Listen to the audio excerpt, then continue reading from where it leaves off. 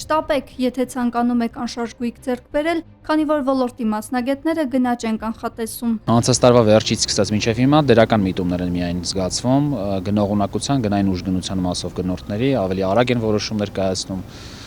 գույքերը ավելի արագ են վաճառվում եւ գներն են բարձրանում։ Այնպես որ այս պահին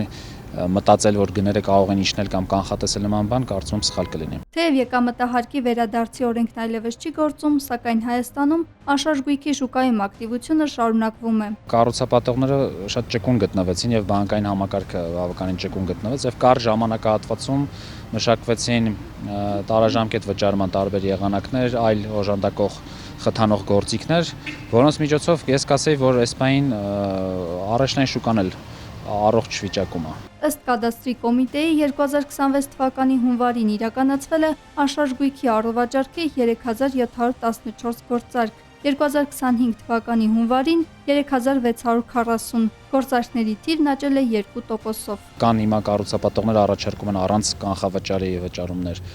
Բոլորը դրանք խթանիչ գործիքներ են, որոնք որ մարդկանց խրախուսում են գնում կատարել։ Առավել նկատելի աճ գրանցվել է Երևանում 2025 թվականի հունվարին 1208 գործարք, 2026-ին 1529, գործարքների թիվն աճել է 26.6%-ով։ Ինչ իրավիճակ է մարզերում։ Երևանամերձ տարածքները մարզերում գործարքների քանակն է աճել, պայմանավորված եկամտահարկի հետ վերադարձի օրենքով մինչև 27 թվականը եւ գնային ինդեքսներն են բարձրացել, այսինքն 1 քառակուսի մետրի հաշվարկով վաճառվող անշարժ գույքերի գները փաստացի գործարքները եւ գործարքների քանակն է աճել։ Անշարժ գույքի շուկան հետաքրքիր է նաեւ օտարերկրյա քաղաքացիների համար։ 2025 թվականի հունվարին օտարերկրացիների կողմից Հայաստանում գնվել է 116 գույք, 2026-ին 126, աճը 8.6%-ով։ Հայաստանում օտարերկրյա գնումները 2-ից 3%-ի շրջանակներում են։ Կադաստրի կոմիտեի կողմից հրապարակվող մոնիթորինգում առավելապես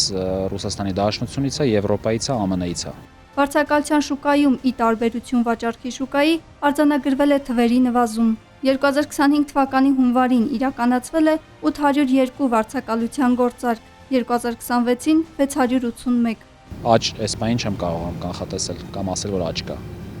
Ստաբիլ վիճակում է։ Վարչական շրջանների կտրվածքով ամենաշատ վարձակալության գործարքները գրանցվել են կենտրոնում 34.1%, ամենացածրը Նոր Քմարաշում 1.1%։